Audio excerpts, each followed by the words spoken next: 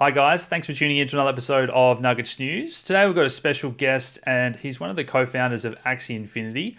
We're going to dive into another episode of Nuggets Grill as we do deep dives into the projects that are going on the Launchpads, to do IEOs, to really have an open, honest, transparent conversation about what they're doing. So I really appreciate you coming on. My namesake, Aleksander, one of the co-founders of Axie. So welcome to the show. Thanks, Alex. Yeah, very happy to be here. Happy to speak to the Nuggets crew. I know you guys are interested in gaming, and yeah, I'm just excited to share a little bit of what we've been building over the past 2 years and why now is a good time to learn more about not only Axie but also in general the future about blockchain and gaming. So Well, yeah. absolutely. And my audience are pretty familiar with gaming and the idea of metaverse and where this is all heading because we have been covering it for a couple of years now. But for those that haven't followed, what's Axie doing in a nutshell and how does that tie into the world of crypto, NFTs, and gaming? Sure. So that's a kind of a deep question. I guess I'll start at the beginning. And so Axie Infinity was founded on this premise that we believe that crypto is quite advanced. It's hard to get into, but for games, it shouldn't be that way. So we wanted to make a very friendly, easy, fun game that people could connect with. That's beautiful. And that's kind of what we started on in early 2018. Over time, it's evolved into a much more than that. And now we're making a digital pet universe where players can use their cute pet Axies in many different games that we are creating. And the end goal is to kind of move this into a metaverse. So our opinion on this is that the easiest way to become a metaverse is to go from a game where you have a lot of players who are playing in a persistent environment, like an MMO environment, and then you can take them into some kind of metaverse where they already have the game assets. So I think Fortnite is the best example of that, right? They already have millions of players, and now they're doing, for example, concerts. They're doing all these other things inside the game world. So that's kind of the strategy that we are hitching our wagon to, and we believe that this is the way, so to say. Awesome. Yeah, don't mind me if I mute my mic from time to time from the background noise. But so what stage are you at? Because this is one that I do like and I've covered in some of my gaming episodes, even in recent months, because I think the gaming space has just developed and matured that little bit in recent months. It's kind of piggybacked off DeFi a little bit. Do you think it's a result of people just getting familiar with like MetaMask? It's just that one step, and all of a sudden, then they can click to buy gaming items to play these games because it's still a little bit of a friction to onboard users, isn't it? If they don't know anything, you've still got to learn that first step. Yeah, for Axie specifically, I mean, as I mentioned, we've been building since early 2018. And what we saw back in those days that were all these gaming projects that were kind of starting up, but none of them really understood exactly how hard it is to build a sticky game. And especially if you're building on something such as like that's so advanced like crypto. So there's all these infrastructure issues that has to be solved. As you mentioned, MetaMask, people need to understand what it actually means to own a game asset. So it's taken longer than we anticipated to actually get to the stage. But what we can see now is that even though, for example, in Axie, we haven't improved, particularly in terms of the onboarding, because like it still costs a lot of money to get started, we can still see that this viral spark is there because people really do want to get in and play because they can actually monetize their time, for example, because they own these game assets. So yeah, there are still some things on the infrastructure side and on the onboarding side before we can really kind of take this into overdrive. But right now we're still underground, but the passion is definitely there, and we're seeing that like grow day by day. Fantastic. Well, I might just, while I'm asking you the question, I'll bring up the Axie website and show the guys. But it's, I guess, maybe one that there are similarities to that people are familiar with would be the CryptoKitties, where you have the little animals or cartoons, whatever you want to call them, and you can do these battles or play different games with your friends. And then there's the marketplace where you can buy, swap, sell, trade, as well as actually breed the Axies, and they have these unique properties and characteristics. So gamers will be familiar with how the different attributes work and how you can breed those to create offspring. But how would you describe Axie and I guess as a game for someone that has never played a crypto game or any of these style games before? Yeah, so I guess first going back a little bit to CryptoKitties, which is an interesting story, because me and the other co-founders of Axie, we actually met playing CryptoKitties. And at that point, we were like, oh my God, this is probably going to change the way that games are being played forever. So I have a competitive gaming background. I was streaming a lot on Twitch in the past. But what I really felt is that this is an opportunity to get in on the ground level of something that's going to pretty change the space. Unfortunately, CryptoKitties really wasn't that. I think the company behind it, they weren't necessarily too good at games at the time. I think they've improved over time, as we all have. But our kind of the way that Axie was formed is that we want to do something like this, but also a lot better, and we see that there's potential for it. So in Axie right now, when you get in, you can play a few games. So the first game of them, those are the breeding game, right? So you combine two Axies together, and then you can produce a new one, which is the offspring of those two that you've bred. But the only way that you can actually breed these Axies or produce new Axies is if you have something called a small love potion. And that small love potion can only be found in another game, which is a battling game. So you need three Axies to play that game, and then you can play against other players or play in an adventure, and then you earn small love potion drops, and then you can tokenize them or turn them into ERC20 assets, and then you can trade them freely on the Ethereum blockchain. So what we've seen right now is that people are actually living off playing Axie Infinity in, for example, Manila, and also Venezuela and Indonesia. So it's so like sobering, and the responsibility is unreal when you get DMs when people are like, "Oh my God, you're putting food on the table." It's actually incredible. So for us in Axie, we started out very kind of slowly, but now things are picking up pace, and the responsibility is just growing. So I'm very excited to see where it ends, but it's still too early to say exactly because the vision is kind of growing day by day. But we do have a kind of a set goal where we want to go in the end, though. But still, more people come in. They're making companies inside the game, which is actually unreal too. So imagine when you are, I mean, going off on a little bit of a tangent here, but for all sense of purposes, right, what we're trying to make is a replicate of the society, right, in a sense, because you have people who own land, right, and you have people who own many axes, and they cannot spend enough time playing with all these axes, so they are then like transferring axes to other players so that they can play on their behalf to play and earn these love potions, and in advance they take a cut of that of the love potions that their players or scholars, as it's being called, are earning. So yeah, it's actually incredible to see what's happening over the past few months.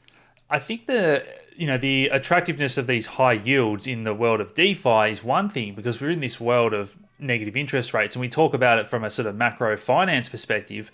But if you take it from a completely different angle, just that fact that you can get any yield, that is a lot of money. That's like a monthly salary to a lot of places. And there's some projects that are now starting to crop up with this idea of universal basic income or just sharing some of the high yield with these countries to give them a couple of dollars and put food on the table. And it's the same in the gaming world where these little games and pets and trading, that can be a lot of money. And we've seen it in the past in World of Warcraft where the marketplaces and the gold and the trading springs up, and it can actually be a more effective economy and financial system than the infrastructure they have in these countries, which is absolutely crazy. But before we dive into that any much further, one thing I did want to talk about was you mentioned the special love potions. So when people hear about gaming projects, they or any project really, they go and they look at the project and the token, and that's what they find. And a lot of people, you read about people that just don't do their research and they invest in that and they think that's the thing you invest in.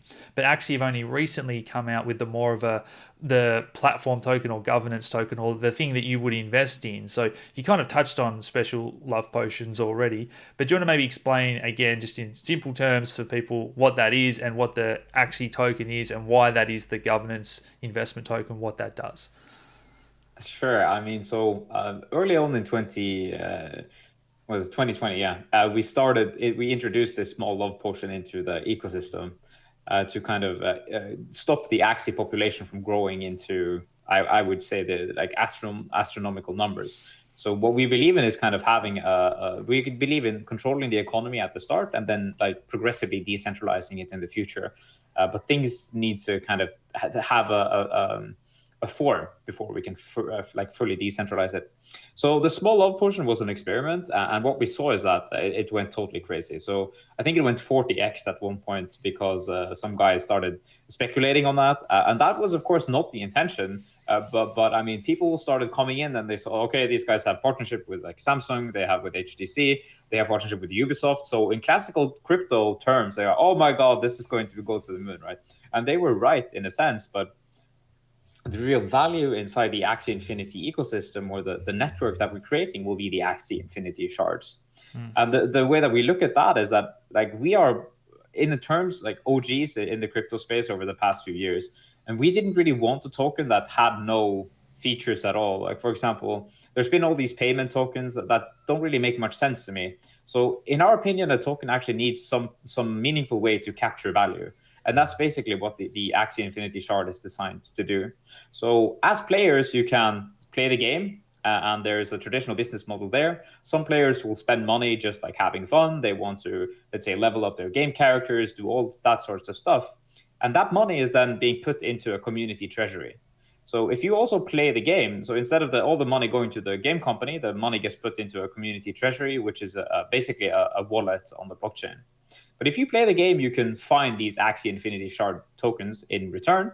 If you do something great or you participate in a big quest, it's going to be not especially easy to find it, just because it's such a valuable token, right?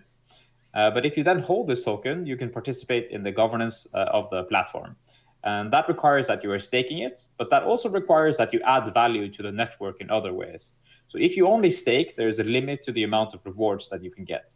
But if you stake and play and participate in governance, or for example, delegate your playing time to other players in the future, that means that you can capitalize fully on this.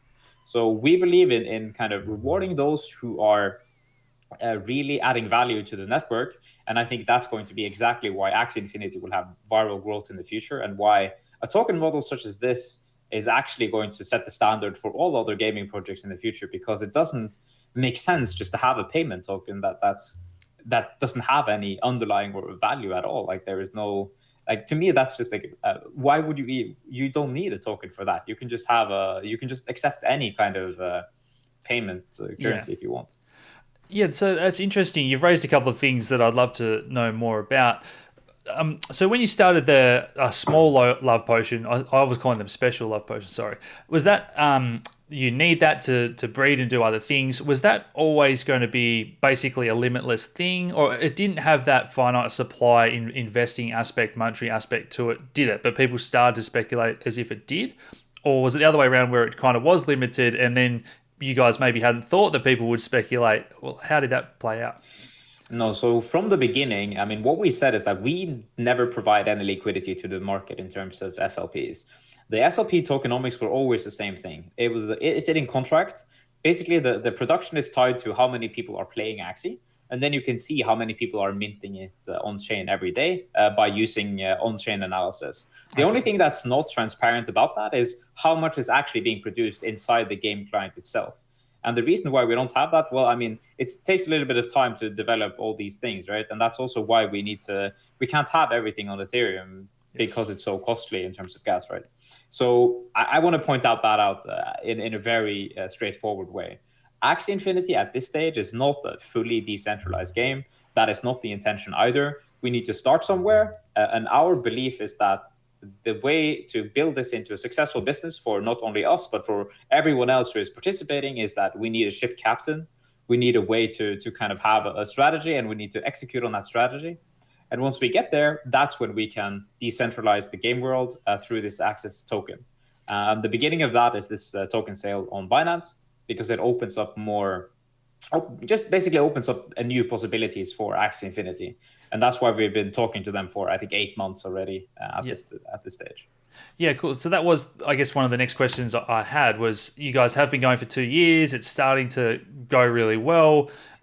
People see you go to Binance and doing this IEO, and they say, why do you need the money for? How are you funded already? How are the revenues going? What's the position that you would be in if you didn't do this versus, how much are you trying to raise? What's that going to allow and accelerate? I definitely agree what you said before about you have to start somewhere in terms of being centralized. And I think that every project starts with an idea and it's all a scale. So I completely agree with that idea. You've got to start somewhere. And not all projects, particularly gaming projects, need to be censorship resistant and have all those properties of, say, Bitcoin. But yeah, run us through what led you down this path to do the IEO. Sure. I think just before we go there, I'd like to touch on that too, what you said about censorship resistance and transparency. So, in our opinion, probably the most important thing for a gaming project is not that it's censorship resistant, it is that it's tamper evident. So, basically, that people can see if there has been a change to the chain or to whatever it is that you said you were doing. Yes. So, even though necessarily you can't change it, you can see that, okay, here was the change that was made, and this is why it was made. Because if you want censorship resistance, or you want like a true blockchain, in my opinion, probably the only thing there is Bitcoin and to an extent Ethereum. Like if you want that kind of security, probably the asset value would have to be insanely high to justify the price of something like that. So I think there's always a trade-off here that people have to consider. And for gaming project, it just doesn't make any sense. When it comes to funding for the company itself, I mean, Axie Infinity, we started out in 2018. We had this Axie pre-sale where we raised about 500-600K USD. Unfortunately, we weren't too good at kind of keeping the funds especially safe. So we were mega Ethereum bulls. So we were keeping our Ether in our treasury in Ether for an extended period of time. That didn't go too well, but we still managed to survive. And then we had a land sale in early 2019 where we raised an additional 600K. And then we had our seed round in the middle of 2019 from serious investors who invested in the Sky Mavis company, which is the company that's creating Axie Infinity. So now we're having this token sale to kind of take it to the next level. So our team is 25 people. We are located in Ho Chi Minh City, Vietnam. I'm in Norway right now, and then we have Jeff or Jihos, who is in the US.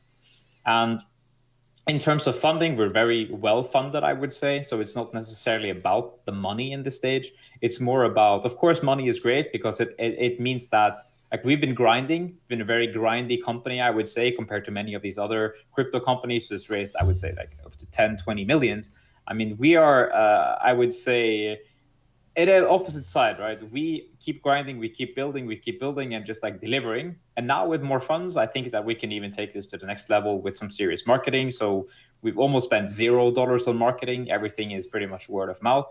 And I'm incredibly excited to see what this token sale on Binance will open up. So what we're raising here is almost $3 million.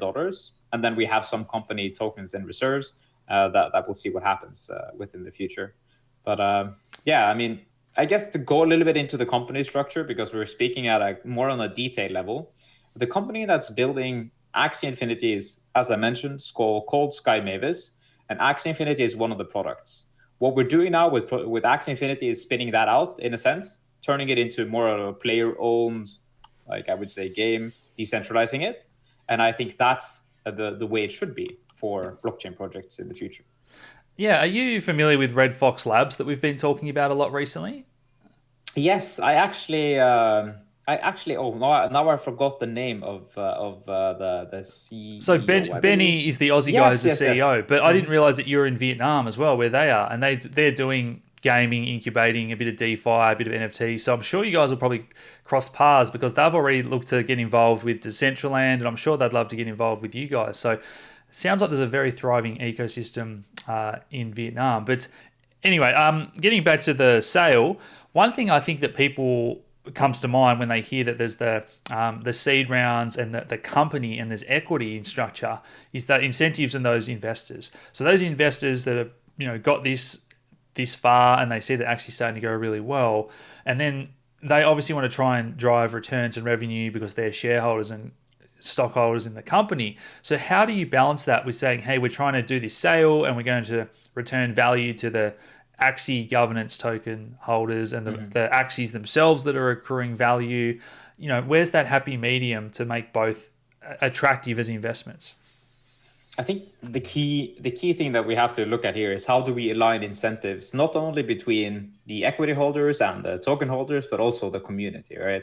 So there are many things that need to be balanced out. So for the equity holders in Axie, and the way that because I'm also, of course, an equity holder, or I would say an equity holder in Sky Mavis, and the way that we do that, instead of taking massive, like I would say, founder rewards, for example, we don't take like millions of dollars worth of tokens to the founding team. We put all that stuff on the Sky Mavis balance sheet. And then we maybe take a small cut of that to our own personal, just because we've been working over several years. And we put all of that stuff on the Sky Mavis balance sheet, and that actually benefits all the equity holders.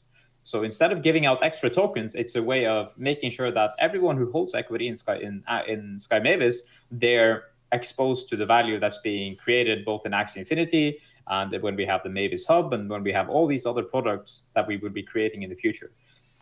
But I should also point out that our belief is that the only way that we will succeed in Sky Mavis is if we make Axie Infinity a success. And that's also why we've locked up our tokens in the company for several years. And all of that stuff is transparent. We believe very much in sharing this information so that people can see how it is that we're doing it. And we hope to set an industry standard where this is going to be how people do it in the future. Because when you have these fat stacks of investor tokens that are being dumped on the community, for example, they have these fat stacks of team tokens that are being dumped, it doesn't necessarily make sense for those who want to buy into it, right? So there needs to be a value that's being created at the same time as the project is maturing, right?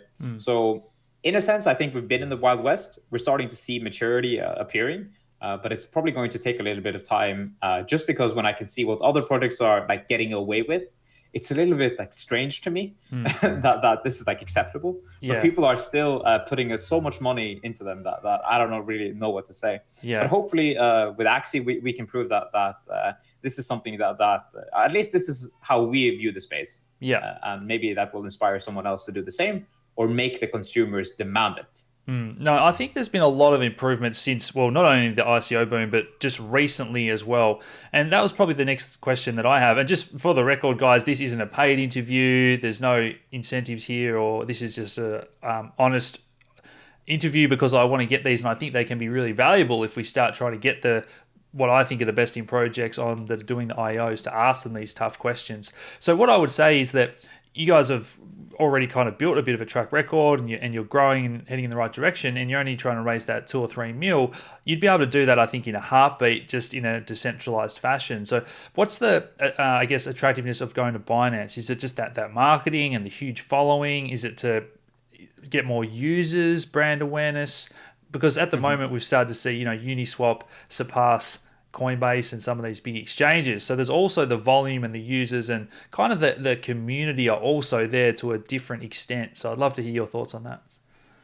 Yeah, we considered many approaches at this token sale. So we've received several offers from different exchanges, and we had this long process with Binance where we were discussing if this is something that we should be doing, or if we should do it on, for example, Uniswap.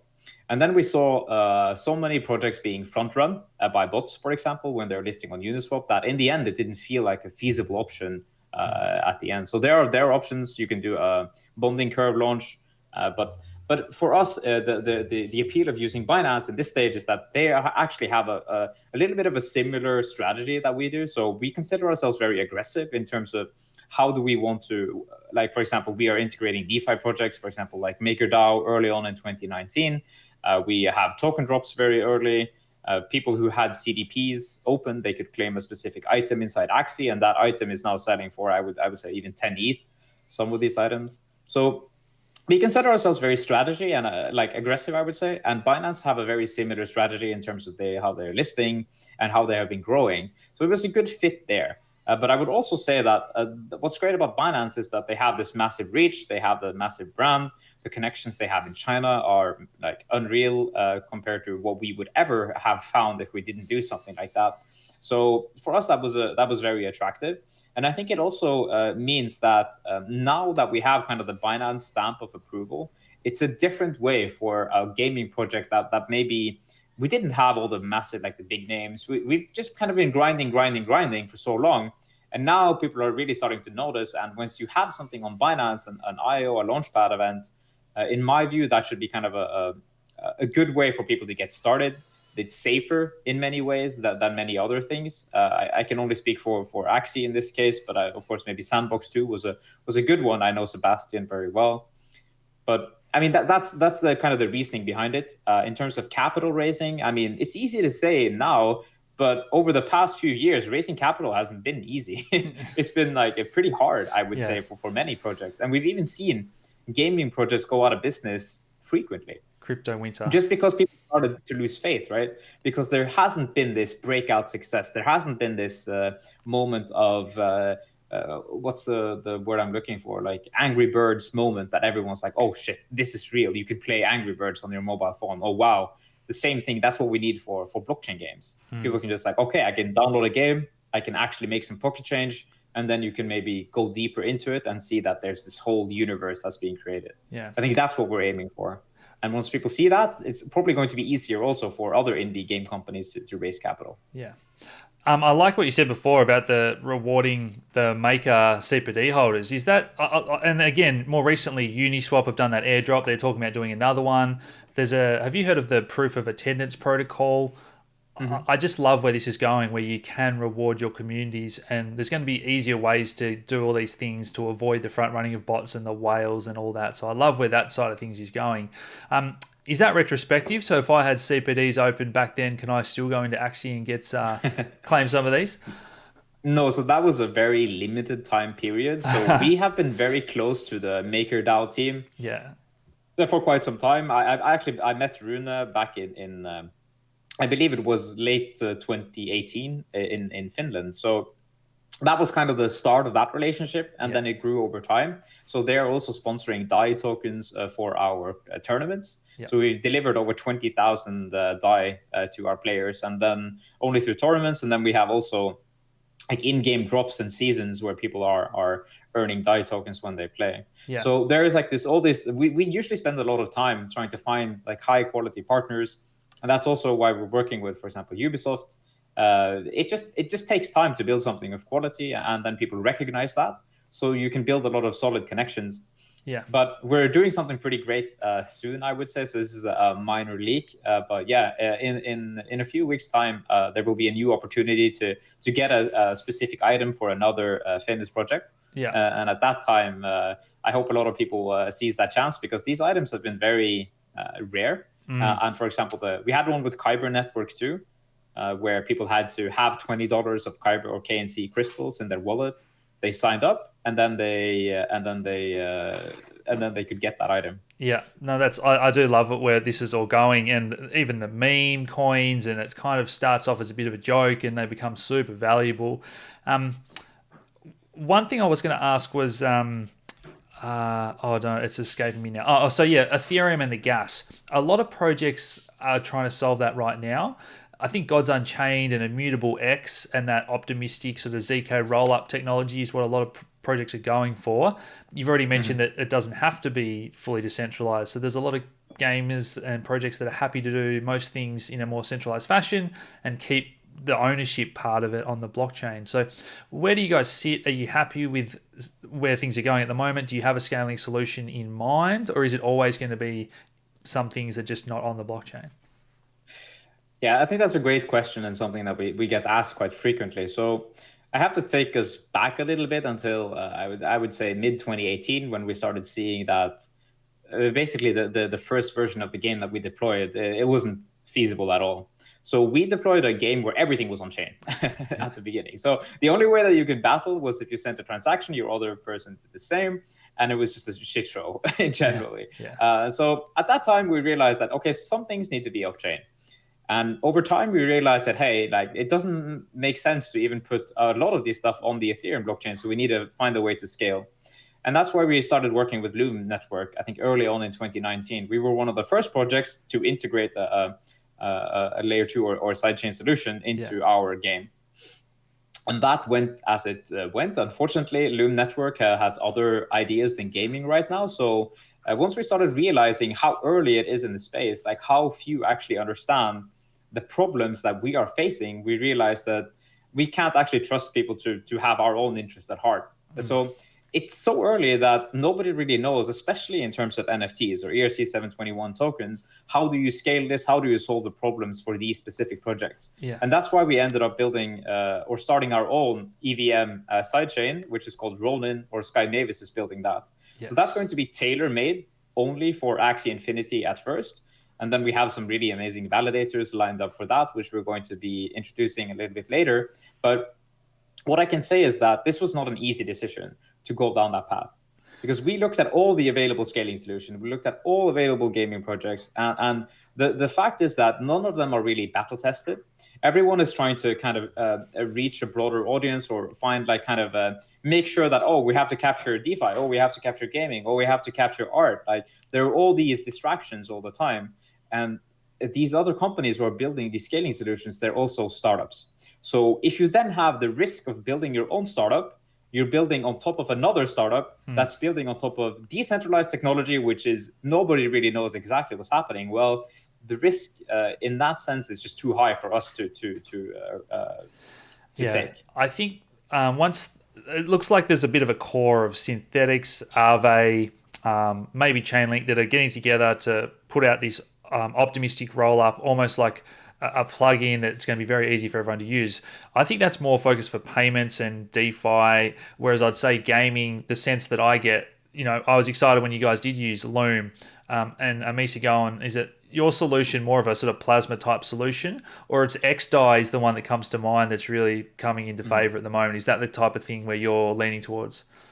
Yeah, so I think you caught onto it perfectly there. I mean, the chain that we're deploying immediately is very similar to XDAI. So it's going to be POA at the start, and then eventually we're going to be decentralizing it by first it's going to go into depots, and then we're looking at a ZK technology after that. Yeah. So in the end, we envisioned Ronin being a very open chain where anyone can become a validator, validate transactions. But of course, it's going to take time to get there. Right now, we just need something that works for our use case, and we need a bridge to Ethereum so that people can actually interact with the broader Ethereum ecosystem, because that's where a lot of the value lies.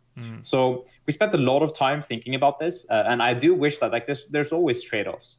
How do we, for example, for Immutable X and the guys over at Starkware, I mean, I think I do hope that whatever it is that they're making, the marketplace and the way that what is that technology called again? The way that they're rolling it up as well, I believe. Optimistic rollups or ZK rollups, yeah. Yeah, I don't recall exactly what it is, but that you can put many transactions inside one, basically what is it called? It's the batching rollup technology. Exactly.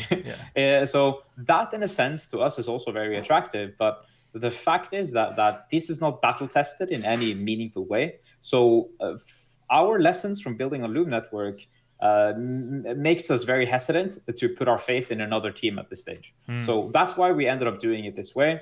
And then we're also working with some very serious actors in the space to get the proper advice and to ensure that what we are deploying is actually secure enough to handle basically what we've seen now in Axie, that some of these assets are worth up to 200 Ether for one single Axie. So that also means that once the value that's locked inside the ecosystem becomes so high, it means that you need to have more focus on security, right? So these trade-offs are always on our mind. And I would say security is one of the main things that we're focused on. So especially since they care so much about these assets, right? Yeah, that's an important point I want people at home to understand, is that once you have this side chain, it's all well and good for me to say, hey, I want to be a validator, I love Axie. And the guys say, oh yeah, that's great. And then there's only half a dozen at the start. And then I kind of get together with some of my friends and we figure out that there's $10 million worth of Axies now. Let's just, whatever sort of attack you want to call that to get all the value there. I do think that at the moment we're on this roadmap where everyone the naysayers are saying Ethereum 2 is so far away and it's never going to scale. I think the truth is that individual projects are already very close in scaling. We see Loopring Pay and some of these projects that have rolled that out already.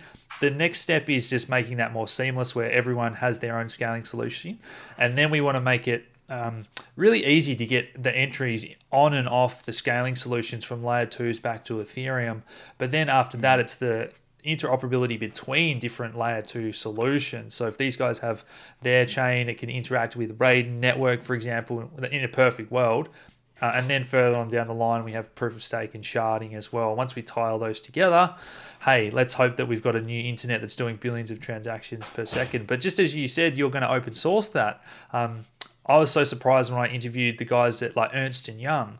These are big for-profit companies that have built these amazing products for enterprises, and they're just open sourcing them. That's kind of the spirit in the community crypto that's just amazing. You don't get that elsewhere. I think, yeah, I just want to make sure that there is no misunderstanding. I mean, open source to us basically means that you can open up the network so anyone can join. Okay, I think open okay. source in the traditional senses mean that you're opening up the code, you're sharing everything publicly. Whether or not we will be doing that's another question entirely. So I think it's a little bit dangerous No, to okay, say no, that. that's fair enough, and it's Yeah. you've got to protect your proprietary technology to some degree at the beginning, so that's completely understandable. But I do think that in a lot of ways, once people are, well, I think what you'll find if this is just my opinion and sort of spitballing here, that the value will accrue to all these other areas, and it almost won't be that that's the thing that's valuable in some ways. And there might be 10 teams that have all kind of solved a problem and they've all open sourced it, and you might turn around and go, oh, you know what, that's not the thing that we need to keep private or valuable. That's where I see this all going. But hey, it's going to be interesting either way. Yeah, I think you're catching on something really important here, where we're seeing all these, for example, the layer one solutions, the everyone who is building a blockchain. Just, I think the problem with that is that a blockchain without users is like the internet without users. It just has no value in a sense. So what we believe in is the aggregate layer of the consumer layer, like these applications that are using Web3 technology to put the hands into the powers of the users. And for our sake, that's pretty clear where the adoption will come from. And that's why all these, like you mentioned, all these great projects like Synthetics, Chainlink. I mean, yes, they're doing a similar thing, but in a sense, like we believe that consumer-facing projects will be the most important thing for these chains, because that's how they're getting users, that's how they're getting transactions, that's how they can get battle tested. Yeah. So it's a very I think it's a shift in mindset, where people are going from, okay, let's make the best platform, let's make the best layer. Like a platform without users is still just nothing. So Oh yeah. I think, yeah, that's what we always saw. For example, that happened in with Tron. They were buying up, or they were having all these big I would say grants, trying to get all these projects to come onto their chain. But in my opinion, also, it's not about the chain itself. It's about the assets, because the assets will travel from one chain to another, like humans travel from one country to another. In reality, that's the future that I see. And I'm so convinced that's where we're headed. So it's just about what works best in that specific area. So if you're a game project, maybe you need more functionality for ERC 721 or that kind of thing. Well, if people want to play with their ERC 721 assets or NFTs, they look that into that chain. If you need specifically in terms of derivative trading or decentralized finance, maybe it makes more sense to do it on something like Synthetics, the scaling solution, right? So you need this kind of seamless way of working, and that's kind of the internet of value that I believe in. Yeah, again, that's kind of what I think that you'll find, that it's the same as these other blockchains at the moment saying we've got a better technology than Ethereum, and you might think, oh, we've got this technology that's better, but it's the network effects and the users and all those other things you just mentioned that actually make it valuable.